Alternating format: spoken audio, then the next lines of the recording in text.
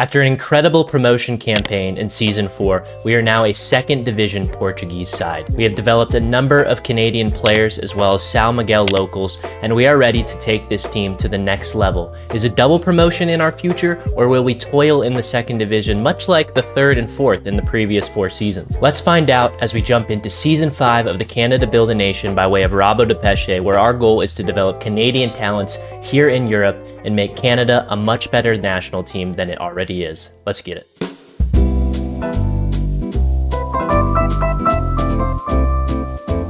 To start off, we'll go through the rules of the second division. It is a lot less strict than the third division of Portugal, where you had to have 14 homegrown nation talents in the matchday squad at all times. That obviously created some problems for us with this roster build because we were bringing a lot of guys over from Canada, younger players too, to develop. And, after a few seasons, 3 to be exact, they would become homegrown nation. But we had to play a lot of academy kids. We had to find some local players who may be former players of the Rabo de Peixe side, as well as players from other teams around the island. But we were able to make it work. But in the second division, it is not so strict. So really, the main thing is there's a few B team rules that we can ignore, but the match day squad must have at least 3 players trained by a club in Portugal. I mean, when we were having so many in the third division, 3 is going to be no big deal. The match squad must have at least one under 23 player as well. I mean, really nothing to worry about. And in terms of how teams go up in this, first and second place get automatically promoted. Third place does a playoff against a first division side, and the bottom 2 teams go back to the third division, and the 16th place team plays against the third place team from third division. All right, so now that we got the second division rules out of the way, I'm going to show you some of the moves that we have been making to this squad. Then we'll go over our squad overall and then some of the early results of this season. So in terms of transfers, we are still sticking with our tried and true method of bringing a lot of players in on free and then trying to sell players for a good amount of profit, whether that be back to Canada or to other clubs in Europe to help develop Canadian players further. So what we'll go with first is the transfers out. And the first one is a big one. It's one that we had agreed to a little bit ago at the end of the 4th season, but a very, very serviceable veteran who scored a lot of goals for us, DeAndre Kerr, is headed back to Canada to be a star player for Atletico Ottawa. The very pacey wing/striker who played mostly striker in his career here at Rabo de Peixe. If you guys remember, in Season 2, he came on so hot, 16 goals in 15 total appearances in his first ever debut season in the 4th division of Portugal. Led that up with 12 goals in the 3rd division and then 5 goals in our promotion campaign, where he kind of got demoted to attacking midfielder. We had some other younger players come through, but Atletico Ottawa saw how good he was in Europe and paid a very hefty, especially for the Canadian Premier League, $230,000 for DeAndre Kerr to be their leading man, and they are playing him as a right wing next to Del Campo and Tabla. So very interesting transfer to start it off. All it has been is loans outside of Bruno Fischer here, one of our academy kids. So a lot of players out on loan this season. Nothing too crazy to write home about. I would say the big one to take a look out is Tony Harrison, who was a very good center back for us in our first 2 seasons, but we've upgraded that position over the years, and now we want to go find him some playing time in some other divisions because I don't want him to stagnate on my squad as a 21-year-old, still with good potential. Another one that I'm very excited about was De Geer. Obviously, he is an exciting academy kid from our team. He played mostly in our 3rd season in the 3rd division, 22 appearances, 8 starts, 14 off the bench, 4 goals, 2 assists, 3 player of the match. But 2nd division, I think, is too much of a jump for him. He didn't really do well in his 2nd ever 3rd division season. So we're going to send him to a 3rd division season so we can play a full season, hopefully starting for São João de Ver. And that's kind of going to be similar to what we have for Dave Ter, who is the highest ever fee that we paid for a player. He was okay in his first season ever with us in the 3rd division, 22 appearances, 6.78 rating. We bought him from a non-league Portuguese side, Gondomar, and the reason we like him is he is a Canadian Portuguese born in the Ontario area and was a homegrown nation talent for us in 3rd division. So now that we're out of that, I would like for him to go develop in the 3rd division. He is a lot more in my future plans than compared to Tony Harrison, so this is a loan for his better good that he can play on our team in the future. That really wraps up the loans that I want to talk about that are going out. So let's talk about the players that are coming in. And there are a few players that are going to be starting for us, a few developmental players, a couple loan ins, and as well as one guy that I'm very, very excited about. I got him through a team report. I made a whole video about team reports. So you guys should check that out as well. But we'll start with him. Luke West is a very, very interesting player. Not the fastest at all. He's not going to beat anyone in a race. 7 acceleration, 7 pace. 18-year-old center back from Alliance United FC, and he's been playing for 2 very solid seasons there. I noticed him first when he was on the U20 squad of Canada alongside my players, and I decided to do a team report on Alliance United FC. He had really, really good potential, and these non-league Canadian teams, you can get these players for free. So I decided to scoop him up. His value rose incredibly, and we are going to develop him first on the B team for a full season, and then maybe we can rotate him in if he can, earn some playing time throughout the season. Another guy that I'm very excited for on the other end, who's going to come in and be an immediate impact player, is Andy Howard. Despite the fact that we're playing 2 attacking midfielders this season, Andy Howard, float into that attacking midfield spot. He also can be a striker and advance forward with his incredible pace. We're training him to knock balls past opponent. And the reason we picked him up is because he is the second of the Toronto FC Academy star players when we did their team reports. And we had really good success last season with the center back doing that. So we're going again with Andy Howard, a free deal. He had an incredible career in the Toronto FC Academy League. The past 2 seasons, 7.02, 7.41, a lot more the same amount of goal contributions through 2 seasons, but a better average rating. Obviously, I don't base everything on average rating, but I'd like to see if we're asking a player to come in and start right away or play an important role right away, I want him to come with experience of playing well in whatever league and whatever level he's coming from. The other 2 players to round out the key players that are going to be helping us this season. The first, Simon Colin. This was a player that was recommended to me by my chat while playing this save live on Twitch. So if you ever want to check that out, make sure to go follow Dill40K.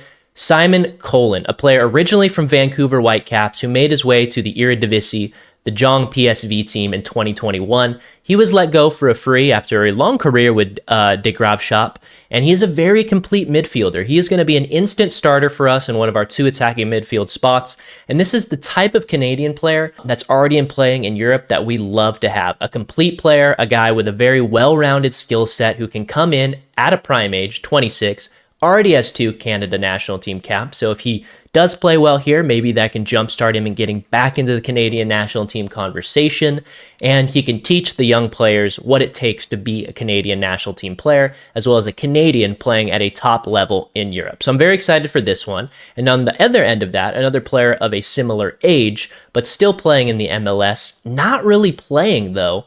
So we are loaning in Jules Anthony Vilsaint, another physical beast like Andy Howard, but on this end of the spectrum, he's a jumping reach guy with good pace. 17 jumping reach, 6'3", 13 pace is okay. He knocks ball past opponent, likes to try and beat the offside trap, but we want to rotate him with Osaze de Rosario, our big striker signing from last season.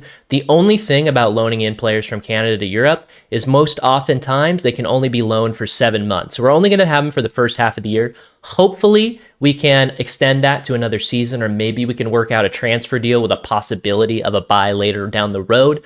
But we are trying to do as well as we can in the second division, and this player is going to help us do that.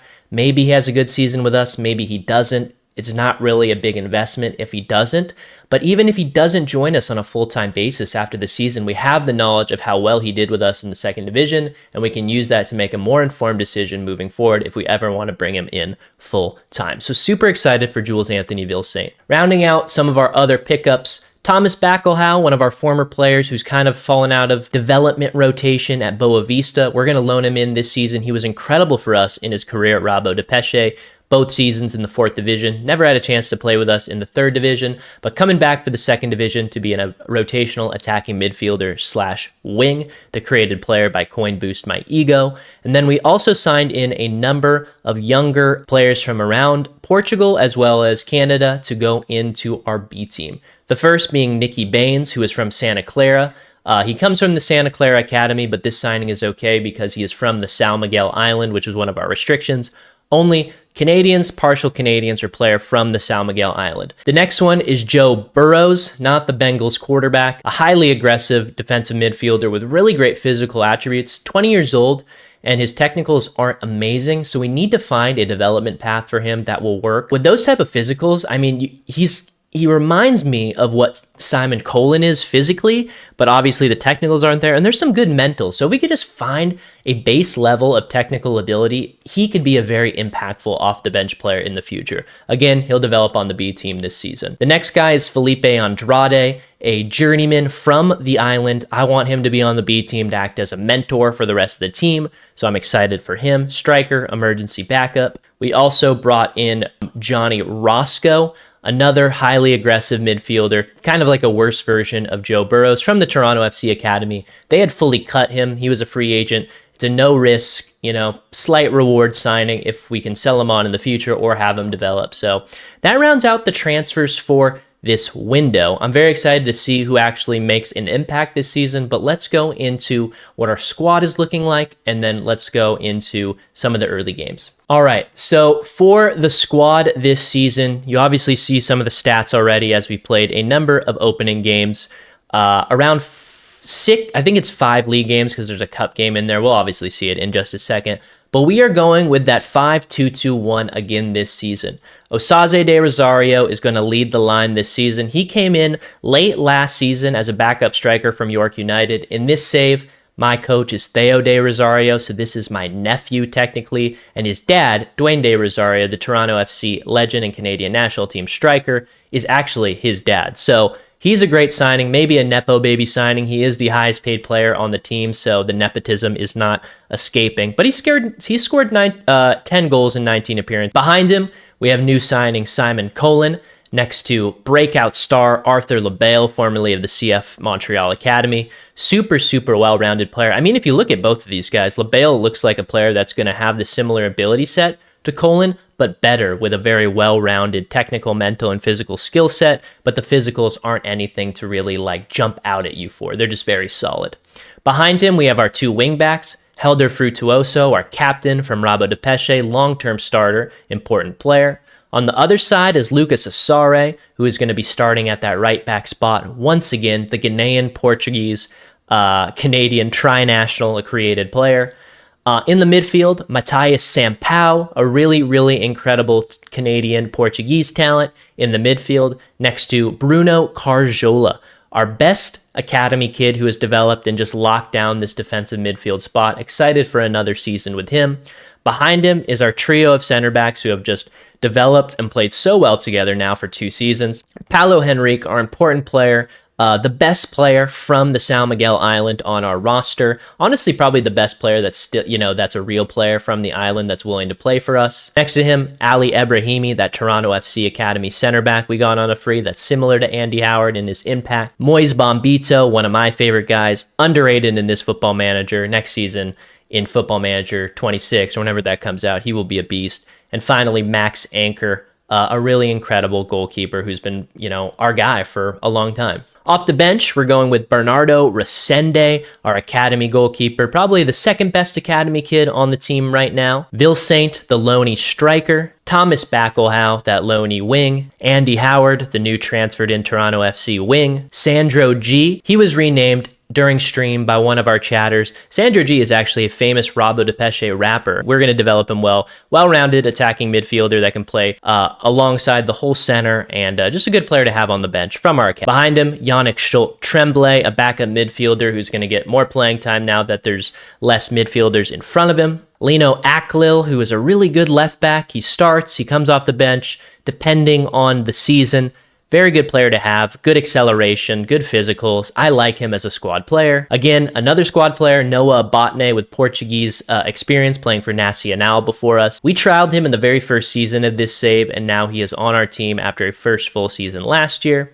And then finally, our last player, Alex Murray, a guy that I'm really excited for. He was out on loan in the 4th division last year, and now he's going to play full-on 2nd division football with us, a Canadian Portuguese player, center back. So that's the squad. We're going again with, like I said, that 5-2-2-1. We're going to press. We're going to adjust depending on each opponent.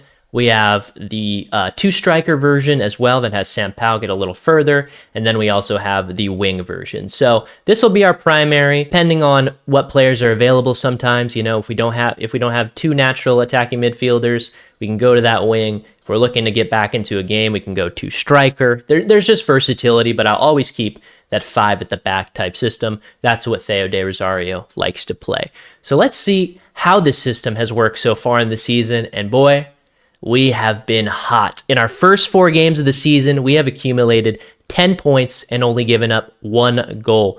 We kicked it off to start the season against Firenze away, scoring a hat trick from Osaze de Rosario. He only scored 6 goals to start the season, and only 1 is a penalty. So 4 goals here against Firenze, 4-1 against, it's kind of interesting, Firenze and Farense, 4-1 against Farense, and then 0-0 against Maritimo in a very packed game away, and then finally a penalty win against Chavez. Very, very good game. So let me just show you how dominant we were against Firenze.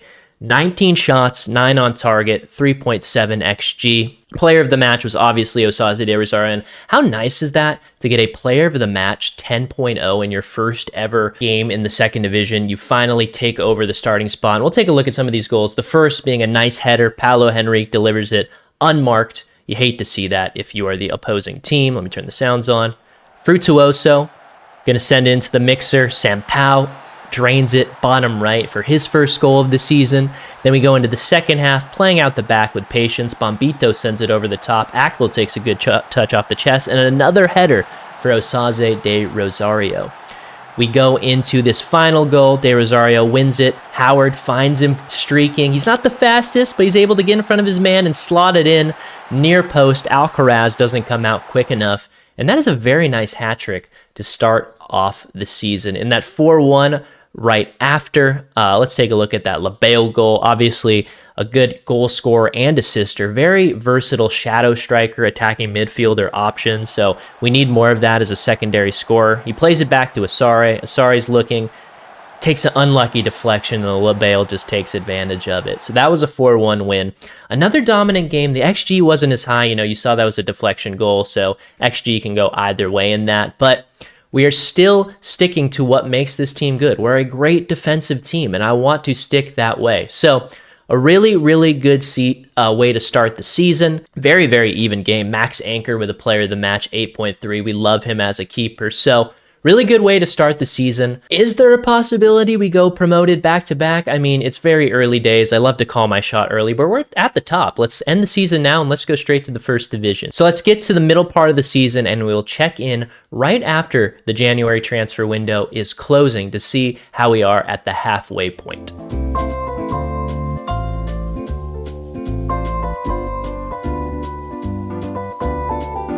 All right, we are back at the halfway point of the season, and look at this league table. It's feeling really realistic at this point that we could be going up in back-to-back seasons. We have yet to do this in this save. 22 games played after, going over those first 4 games in the first part. 1 point behind Estrela de Amadora SAD. We are the best goal-scoring team in the division. We are tied for the second best defensive team with Estrela. If you take a look at Maritimo, only allowing 13 goals, that's very impressive. Best goal difference in the league, but 1 point behind Estrela de Amadora.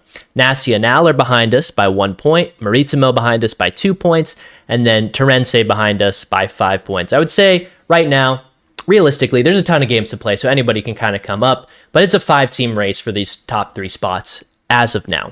If we take a look at where the numbers are coming from and how the squad is looking right now, a few interesting things that are happening that we'll go over with the transfers. But if we look at the numbers, this is what we have. 15 goals from Jules Anthony Vilsaint in the first half of the season. He has been a revelation for us. A lot of headed in goals. Those physical attributes have been dominant in this season, and he is rotating very well with our second best goal scorer, Osaze de Rosario, who's sitting on a very nice 13. Both players kind of give us a different profile. Jules Anthony Vilsaint, more of the tall, springy striker, winning headers. Osaze de Rosario, good with his feet, good with his head, a little bit more compact, strong, can play, back to the goal and, find his way in the box. Doesn't have any traits that makes him play a certain way, but he's been really incredible. So it's been nice for the first time in a long time to have two efficient strikers. However, Vil Saint's loan is about to end, so we did have to make a move to hopefully have a guy be as a backup here. And that move is Lucas Cavallini, the very veteran Canadian striker, 56 caps, 24 goals, a player that we're just paying a very fat fee for half a season with a possible extension going into next season if we like him. We're going to pay him basically as a Canadian mercenary to be our backup striker. He hasn't played yet because Jules Anthony Vil Saint hasn't left the squad yet. Similar to Osaze de Rosario, where he uses his strength more so because he's a little bit older and has lost that pace about him, but excited to use him. I don't know. I don't think he'll give us the same output Vil Saint is giving, but we need to have cover there.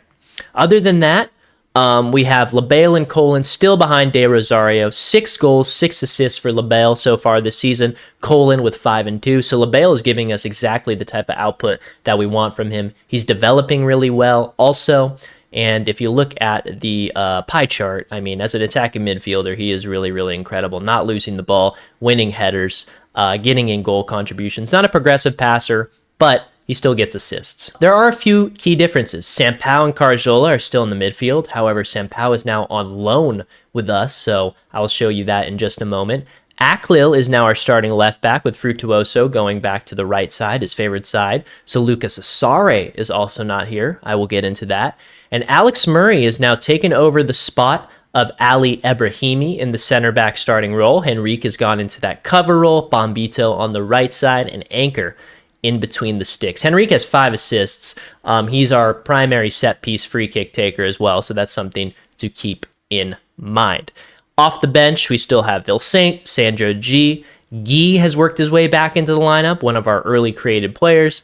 Andy Howard is, starting, coming off the bench more so. We're working him into the rotation a little bit slower. He has 2 goals and 2 assists in this season. Benjamin Laternis was a player that we got on a free at this halfway point. He's a Swedish Canadian who I'm hoping to maybe switch to Canadian, or convince him that maybe Canada could be a play for him. He's a backup midfielder. We just needed more options in the midfield as backups because we weren't developing many right now. And then finally, Noah Botnay has been a very serviceable squad player, playing center back, DM, wing back on either side. So I love a player like this who can play in a multitude of positions. So I think what we need to talk about are some of the transfers that have gone through. Obviously, I showed you before that DeAndre Kerr deal, but we had 2 really, really big sales out and 1 minor one as well. Lucas Asare was approached by Udinese to be their starting right back, development right back. He's only played 1 game in the cup for them so far, and it was not a great one, 5.5.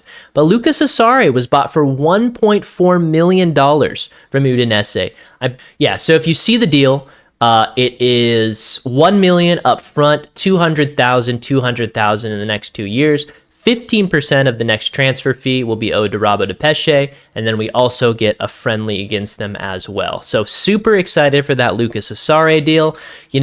I would have loved to keep him for a little bit longer, but you can't be saying no to $1 million+ deals when our finances had been pretty bad throughout the season. We've gone to as low as 2.27 last year, so we need to get that money up. The other one was one that I was expecting even less. On deadline day, Matthias Sampaio was approached by Aston Villa. Aston Villa, of all teams, our first Premier League sale. $1 million over to Aston Villa. They agreed to loan him back in that deal. If we take a look at the clauses as well, 10% of his next transfer fee will be owed to Rabo de Peixe. We also have agreed to a friendly, and we are going to get $150,000 in the summer, as well as $150,000 in January of 2030. So we're creating a couple more income streams later down the season to get our finances right. The last important sale was Tony Harrison, that center back that I had mentioned, who had been with us for a number of seasons. He had a okay loan at Halifax Wanderers, came back to us in the mid-season. Vancouver approached him. We wanted to get his contract off the books. He was leaving on a free anyway, so we sold him for $4,500. It's better to make something other than nothing. We get the contract off 6 months early, and we can always grab him back in the future if he does develop. But like I mentioned before, there were just other center backs in front of him that I thought were going to help out more. And in terms of the transfers in, like I mentioned, Sampaio just returns on a loan. Lucas Cavallini on that free, and then Laturnus as well. So nothing too much to write home about from that department. So I think what we should do is go through some of the key games that have happened through this first half of the season. Obviously, we left off after these first 4 games. In the month of September, we took our first loss, a 1-2 loss, a 95th minute loss against Vizela, unfortunately, in a game where Max Anchor dropped a 6.0 Santiago Gonzalez at the death, 95th minute, across. We try to clear it. Costa goes over. Bombito kind of overcommits to win the ball back, and Gonzalez just gets by Anchor. A very, hesitant reaction from Anchor. Bombito put in the wrong position, and unfortunately, we take our first loss of the season right there. We follow that up against Mafra, a 0-0 tie in a game where our defense all had over 7.0 rating, so a good game there. We get back to winning ways, playing against the team that De Gea was actually loaned out to. We played a lot of our younger academy kids against a 4th division team, so that was fun to see. Osaze de Rosario scored, and newcomer Marcus Gomez was the player of the match. This guy is interesting because obviously I played this whole season. I know what's to come. He is going to become an important part of this team for the future. He's an academy kid who now is getting the chance to play. At this point in the season, he was playing because it was a cup. But now that Lucas Asari is gone, Marcus Gomez has a really prime opportunity to step into that right back spot, whether to be a starter or a backup to Helder Frutuoso, depending on our personnel. So definitely keep an eye on that name. He's not the best player on paper, I would say, and it says his potential ability is only League 2. But when he is out there, he makes a big impact. And I think that's one thing that I really enjoy about Football Manager. These numbers obviously dictate what are the probabilities of things happening, but the eye test for me is everything. If a player is really playing well, consistently, despite his ability numbers, I'm going to put him out there until he proves me wrong. And Marcus Gomez is definitely that type of player. We followed up that cup win with a win against Pacos de Ferreira. First goal for Jules Anthony Vilsaint, first of his 15 goals throughout the season. So, of course, we should show that one. Why not? 87th minute winner against Pacos de Ferreira, a team we were very familiar with in the in the 3rd and 4th division. And just a nice little tap in. Sam Powell could have taken it. Very, very nice of him to let Vilsaint take it to get his confidence going for the rest of the season. He'd also created a clear-cut chance earlier, too. We would then go on to beat UD Oliveirense 2-1 in a very good game. Andy Howard would then go on to get a game winner against Varzim in the 3rd round of the Portuguese Cup. His first goal of the save, and a very good player of the match. You get to see his pace here on full display. Our number 11 just running down, looking like Heung-min Son, just taking it all the way. And I'm not just saying that because he has an Asian face. Heung-min Son is my favorite player. But Andy Howard, absolute dog. We want to take advantage of that really good pace that he has. We then followed that up against our affiliate club, Benfica, but their B team, a 4-0 win. De Rosario, Colin, and Howard on the score sheet. Unfortunately, we would lose this next game 2-1 to Nacional, our second loss of the season. More of a game that I felt like we were outplayed in compared to that Vizela game where we just let it go at the end. They really had our number at home here against Nacional. Pinto, Anchor just flops at it. He's been a good keeper this season, and then a penalty also given up. But there's decisions sometimes in these levels that these keepers make, but you got to take the good with the bad. It's going to happen. We do get a consolation goal. Bombito hits it low. Vilsaint puts himself in a good position, hits it point blank, and it's a good goal for him in the 89th minute. We would follow up that loss with a 0-0 tie in the Alliance Cup. We were playing in the Alliance Cup here, trying to make money. Obviously, you see, I spoil it a little. We are going to end up losing to Estoril Praia, but I wanted to get into those knockout stages because that's where the real money in Portugal is for the cups. Not in the Taça de Portugal, but the Alliance Cup. Unfortunately, we would then go on to lose probably the worst game of the season so far. It was because Lucas Asari was sent off in the 2nd minute of the game with an absolute, I don't even know. This felt personal. This felt very, very personal. A 2nd minute red card. There's not much you can do. We still scored 2 goals because I just said, whatever, let's just go for it. We're at home. There's no reason not to. So Anchor's going to throw this out here or kick it. I can't really remember. We're going to see in just a moment. He's taking his time. He sends it deep. De Rosario tries to win it. Asari gets it.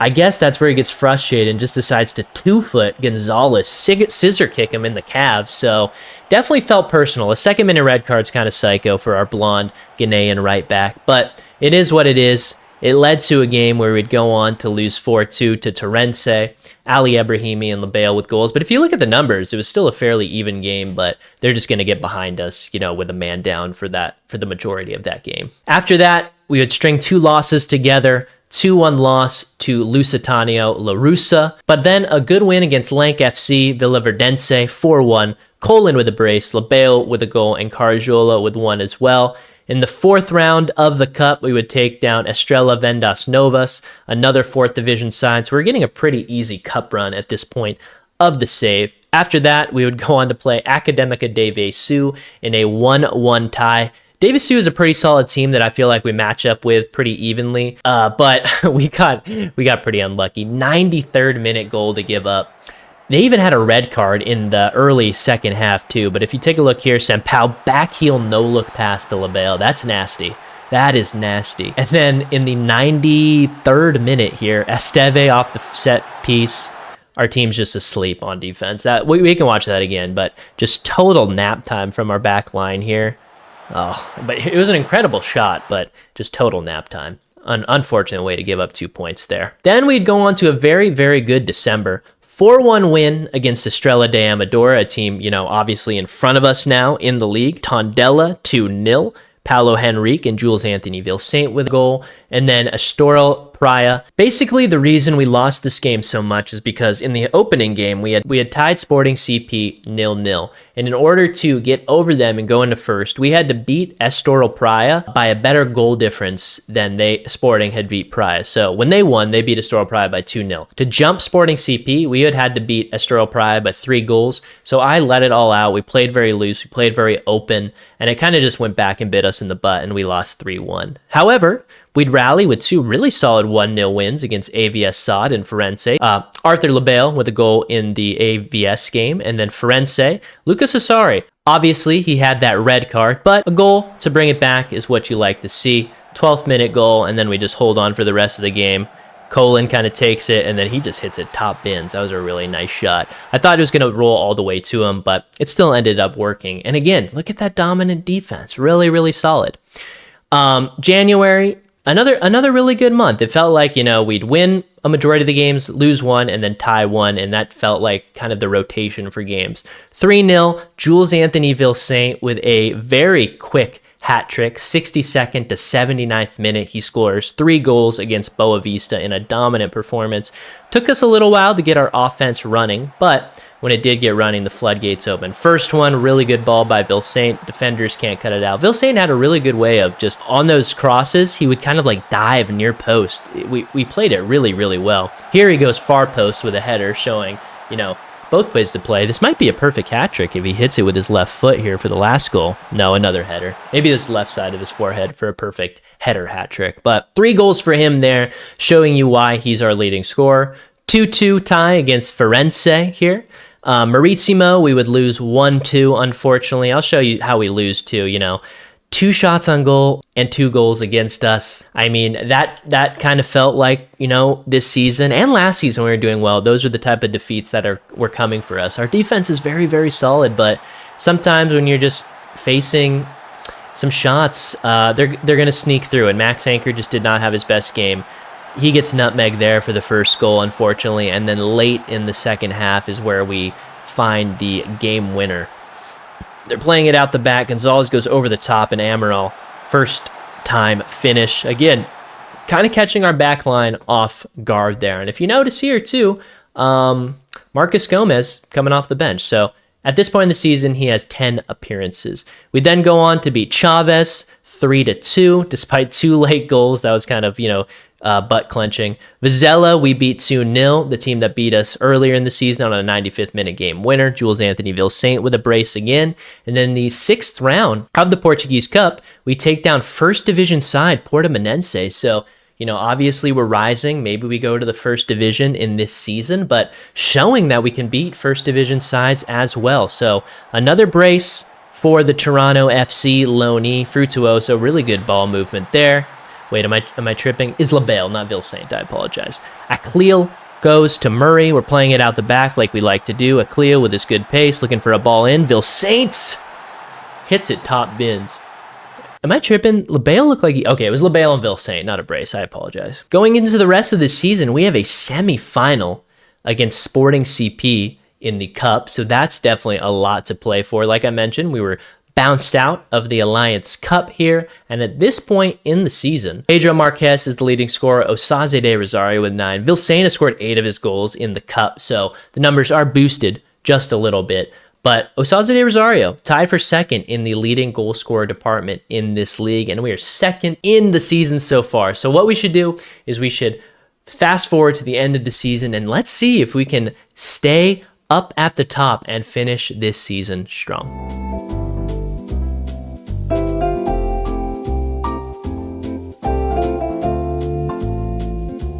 We have found our way to the end of the season. If you look around, you can maybe get some spoilers, but I think what we'll do is we'll take a look at the results, and there is a whole lot of green just like last season. Coming off that 6th round win in the Cup, we play Mafra, 4-1 win. Pacos de Ferreira, 1-0 win. UD Oliverense, 3-0 win. Feeling very hot, a 6-game win streak going into the semifinal of the Cup. Is it our season? Are we that dream Cup run team? 4-2 loss away to Sporting CP, who have Richarlison, my Richarlison from my Tottenham Hotspur, the Pigeon himself. So we're going to watch these goals. Unfortunately, we would lose away in this first leg. Yeah, that's crazy by Anchor. That made me kind of sad. I forgot that happened. Hate to rewatch that. Then they would score very soon after in the 4th minute, and it wasn't feeling good. Araujo, own goal by Paulo Henrique. That guy's a paid actor. He had the over on 5.5 goals in this game. I just know that for sure. Before halftime, Araujo coming down this left side once again, looking for options, and a perfect ping ball to Richarlison, who has the defender on his opposite shoulder for a finish. And then Lucas Caligari coming down the right side, looking for options. Our defense asleep at the wheel. Once again, Murray, a bit of a stinker this game. In the second half, we would adjust. We went 2 strikers later on to just try and put some pressure on. Bombito with an incredible ball over the top. De Rosario, first time finish, giving us a little bit of life in our lungs. And then late, Andy Howard back to Sandro G. And Sandro G is just going to say, I'm a G. Let me curl this in against Sporting CP. 4-2 in the first leg, giving us hope into that second leg. We'd follow that up with a very great win, 2-0 against Nacional, a 3-0 game against Torrense, and again, look at that name popping up. Obviously, De Rosario with 2 goals. He may or may not be the Golden Boot winner this season, I don't know, but Marcus Gomez honestly took over that starting spot for Lucas Cesare this season when Frutuoso wasn't playing on the right side. Sometimes we do Frutuoso on the left, Gomez on the right. Sometimes we do Frutuoso on the right with a Cleo on the left, but Gomez, a really, really good player for us this season. We'll go through some of the stats later for full season, but we'd follow that up with a 2-1 win against Lusitania Açores, Lank FC Villaverdense, 2-2 tie, Bombito and Osaze de Rosario with goals. We play a friendly against Vancouver FC because it was their off season. We had an off week and they had an obligation to do one because of that Tony Harrison sale. Academica de Visu, another close game, 1-1 tie. And then we finish off April with a 2-1 win against Sporting CP in the Cup semifinal, but that wouldn't be enough to get us on the aggregate. And the reason is we had it 4-4 tied. 4-4 tied. Early, we got hope. Alex Murray, near post header after his stinker in the first leg, he brings us back. And then we get a penalty in the 93rd minute to make it 4-4.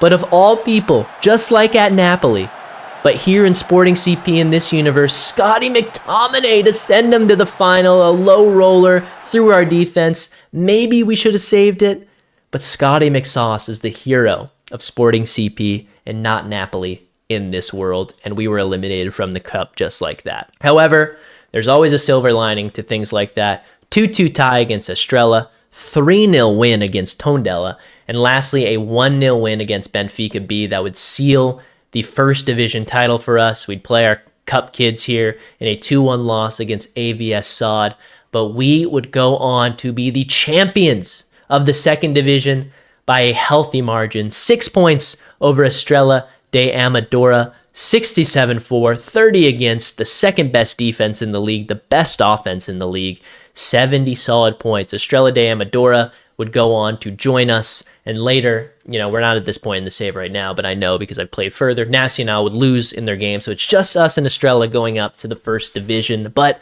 our first ever back-to-back promotions. Come on. You love to see it. And I'm just going to say right now, before I go through the stats of my players, our next season, in season 6, is going to be a developmental year. My only goal for next season is to stay up. We're going to play young guys. We're not going to bring in a bunch of veterans, or we're not going to really try and challenge for Europe by forcing a bunch of, veteran Canadians and veteran San Miguel Island players into starting roles. I want to build with the young core for 3 or 4 seasons in the first division. Let the youngsters, with the help of the veterans, like 60-40, playing time, youngsters to veterans, let them grow together. If some of them get sold and we have to bring in new ones, so be it. But we are becoming a Canadian stepping stone club for Canadians here in Europe to join bigger clubs, and we want to be the premier development side. And I'm going to show you a few things too that happened throughout the season that are really exciting, that are showing that progress as well, before we get into the stats. So one thing that I forgot to show early in this save is the Olympics happened in the summer at the start of this season in the United States, which is pretty cool. And part of that Olympics team, we had a ton of players from our squad on that team. Matthias Sampao from Rabo de Peixe, Ali Abrahimi from Rabo de Peixe, Arthur LaBelle from Rabo de Peixe, Andy Howard from Rabo de Peixe, as well as former players Something Kwan and Matthias Costa Lopez. So 6 players who had played for Rabo de Peixe at some point in their career were part of the Canadian U23 team. Alongside that, Dave Tare, a player who is doing okay in the 3rd division of Portugal, a loanee, 4 caps for Canada throughout this season. And if you take a look at the active Canadian squad from their last call-up, Max Anchor also made that team. He wouldn't go on to get a cap later in this, but it shows he is in the conversation to be a Canadian national team goalkeeper. From what I know, moving into the future, I think he's the 4th option. There's a couple of guys in front of them that I think he needs to get a little bit better than, or just continue to play better than. One sometimes is a free agent. So Max Anchor's right in that conversation to possibly be a guy, to be the guy in the future, because he's only 24. The guys in front of him, 32 and 35. There's like another 30-year-old or 31-year-old, but Max Anchor's the best young one out of the bunch. So I look very much forward to him joining it. And I will tell you guys, in season 6, I've been playing it live on stream. There are a number of debut Canadian players coming for this save, so that is something to look forward to. So I just wanted to mention that. The Canadian U23s didn't do great in the Olympics, but we had 6 guys from our club, or had been at our club, be a part of that. And another guy that I want to take note of, who's starting to become a Canadian regular, Alfred Sumaharo, 6 caps, a player that we had for a season here at Rabo de Peixe from Toronto that we sold to Beijing Guoan. And the reason, I didn't realize this in the moment, the reason that he probably was bought by Beijing Guoan is because their head coach, formerly of Estoril Praia, now joins Rio Ave in this season.